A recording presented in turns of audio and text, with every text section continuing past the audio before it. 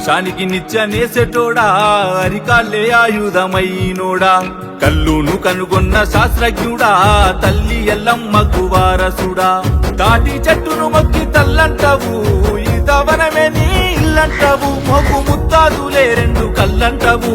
నీ వృత్తి కత్తిసామే గౌడన్న ప్రాణంతో చెలగాటమే ముంతేడు కల్లు కోసం ఎంతటి త్యాగాని కొడిగడుతవే నీ వృత్తి కత్తిసామే